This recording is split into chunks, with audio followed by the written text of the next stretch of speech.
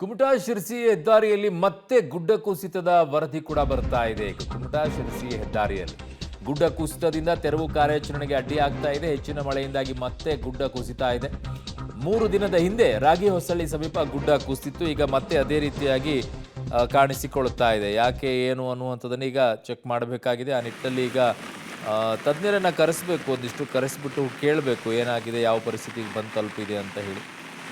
So ಸದ್ಯಕ್ಕಂತೂ ಈಗ ಮತ್ತೆ ಗುಡ್ಡ ಕುಸಿತ ವರದಿ ಆಗ್ತದೆ. ಈ ರೀತಿಯಾಗಿ ನಿರಂತರವಾಗಿ ಮಳೆ ಸುರಿತಾ ಇದ್ರೆ ಕಾರ್ಯಾಚರಣೆ ಎಲ್ಲಿ ಮಾಡೋಕ್ಕಾಗತ್ತೆ, ಮತ್ತು ಗುಡ್ಡ ಕುಸಿಯೋದನ್ನು ತಡೆ ಹಿಡಿಯೋಕ್ಕಾದರೂ ಎಲ್ಲಾಗುತ್ತೆ? ಇಲ್ಲಿ ಇಂಪಾಸಿಬಲ್, ಭಾಳ ಕಷ್ಟ ಆಗಿಬಿಡುತ್ತೆ ಕಾರ್ಯಾಚರಣೆಯನ್ನೆಲ್ಲ ಮಾಡೋದಕ್ಕೋಸ್ಕರ.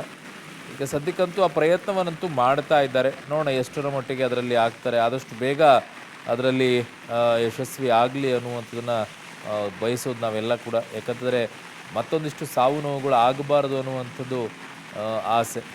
ಈಗ ಅನೇಕ ಕಡೆಗಳಲ್ಲಿ ಸಾವು ನೋವೇ ಒಂದಿಷ್ಟು ನೋವನ್ನು ತಂದಿಡುತ್ತೆ.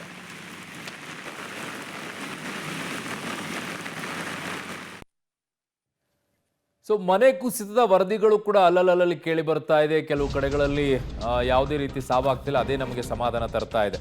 ಸೊ ಉಡುಪಿಯ ಗಾಳಿ ಮಳೆಗೆ ಕುಸಿದು ಬಿದ್ದಿದೆ ಮನೆ. ಕುತ್ಪಾಡಿಯ ಕಟ್ಟೆಗುಡ್ಡೆ ಎಂಬಲ್ಲಿ ಮನೆ ಬಿದ್ದೋಗಿದೆ. ಮನೆಯಿಂದ ಹೊರ ಓಡಿ 10 ಜನ ಆಚೆ ಬಂದಿದ್ದಾರೆ.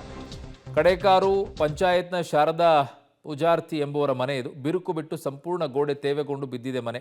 ಸುಮಾರು 30 ವರ್ಷದ ಹಳೆಯ ಮನೆ. 30 ವರ್ಷಕ್ಕೆ ಬಿದ್ದೋಗುವಂಥ ಮನೆ ಆಗೋಯ್ತಾ ಗೊತ್ತಿಲ್ಲ, ಅದೇನಾಗಿದೆ. ಸದ್ಯಕ್ಕೆ ಪರಿಸ್ಥಿತಿ ಅಂತೂ ಅಲ್ಲಾಗಿದೆ. ಈಗ ನೋಡ್ತಾ ಇದ್ದೀರಾ ದೃಶ್ಯದಲ್ಲಿ. ಉಡುಪಿ ಜಿಲ್ಲೆಯಾದ್ಯಂತ ನಿರಂತರವಾಗಿ ಮಳೆ ಸುರಿತಾ ಇದೆ. ಕಳೆದ 2-3 ದಿವಸಗಳಿಂದ ಪ್ರತಿದಿನ 100 ಮಿಲಿಮೀಟರ್ಗಿಂತ ಹೆಚ್ಚು ಮಳೆ ಬೀಳ್ತಾ ಇದೆ. ಜಿಲ್ಲಾಡಳಿತ ಒಂದು ಸೂಚನೆಯನ್ನು ಕೊಟ್ಟಿತ್ತು, ತಗ್ಗು ಪ್ರದೇಶ ಮತ್ತು ಎಲ್ಲೆಲ್ಲಿ ವಿಪರೀತ ಮಳೆ ಆಗ್ತಾ ಇದೆ ಮತ್ತು ಮನೆಗಳು ತೇವಗೊಂಡಿರುವಂತಹ ಸಮಸ್ಯೆಗಳಿರುವಂಥವರು ಮನೆಗಳನ್ನು ಬಿಟ್ಟು ಶಿಫ್ಟ್ ಆಗಿ ಅನ್ನುವಂಥದ್ದು. ಅದೃಷ್ಟವಶಾತ್ ಉಡುಪಿ ನಗರದ ಹೊರವಲಯದಿರುವ ಕಡಕಾರ್ನಲ್ಲಿರುವಂಥ ಈ ಮನೆ ಗಾಳಿ ಮಳೆಗೆ ಬಿದ್ದಿರುವಂಥದ್ದು. ಕಲ್ಲು ಮತ್ತು ಮಣ್ಣಿನ ಗಾರೆ ಇರುವಂತಹ ಮನೆ ವಿಪರೀತವಾಗಿ ಬಿರುಕು ಬಿಟ್ಟಿತ್ತು ಮತ್ತು ಇಡೀ ಗೋಡೆಗಳು ತೇವಗೊಂಡಿತ್ತು. ಈ ಸಂದರ್ಭದಲ್ಲಿ ಭಾರೀ ಮಳೆ ಮತ್ತು ಗಾಳಿ ಇದ್ದಂಥ ಸಂದರ್ಭದಲ್ಲಿ ಏಕಾಏಕಿಯಾಗಿ ಮನೆಯ ಒಳಗೆ 10 ಜನ ಇದ್ದರು ಅನ್ನುವಂಥದ್ದು. ಒಂದು ದೊಡ್ಡ ಕುಟುಂಬ ಇದರ ಒಳಗೆ ವಾಸಿಸ್ತಾ ಇತ್ತು. ಅದರ ಜೊತೆಗೆ ಒಂದು ಆತಂಕಕಾರಿ 4 ಮಕ್ಕಳು ಈ ಮನೆಯೊಳಗೆ ಇದ್ದರು ಅನ್ನುವಂತಹ ಮಾಹಿತಿಗಳು ಲಭ್ಯ ಆಗ್ತಾ ಇದೆ. ಶಾರದಾ ಪೂಜಾರ್ತಿ ಎಂಬುವರಿಗೆ ಸೇರಿದಂತಹ ಮನೆ ಇದು. ಕೂಡು ಕುಟುಂಬ, ತಮ್ಮಂದಿರು, ಮಕ್ಕಳು, ಸೊಸೆಯಂದಿರು ಎಲ್ಲರೂ ಕೂಡ ಇದ್ದಂತಹ ಮನೆ ಇದು. ಏಕಾಏಕಿ ಗಾಳಿ ಮಳೆಗೆ ಈ ಮನೆ ಬಿದ್ದಿರೋದ್ರಿಂದ 2 ರೂಮುಗಳು ನೆಲಸಮ ಆಗಿದೆ ಅನ್ನುವಂಥದ್ದು. ಅಂದರೆ ಒಳಗಿರುವಂತಹ ಎಲ್ಲ ಡಾಕ್ಯುಮೆಂಟುಗಳು, ಮಕ್ಕಳ ಆಟದ ಸಾಮಾನು ಇರ್ಬೋದು, ಬಟ್ಟೆ ಬರೆ, ಬ್ಯಾಗ್, ಅದರ ಜೊತೆಗೆ ಪೀಠೋಪಕರಣ ಎಲ್ಲವೂ ಕೂಡ ನೆಲಸಮ ಆಗಿರುವಂಥ ದೃಶ್ಯಗಳನ್ನು ನಾವು ನೋಡ್ತಾ ಇದ್ದೇವೆ. ಮನೆಯವರು ಮಾತನಾಡ್ತಾ ಇದ್ರು, ಸುಮಾರು 10 ಜನ ಈ ಮನೆಯಲ್ಲಿದ್ದರು.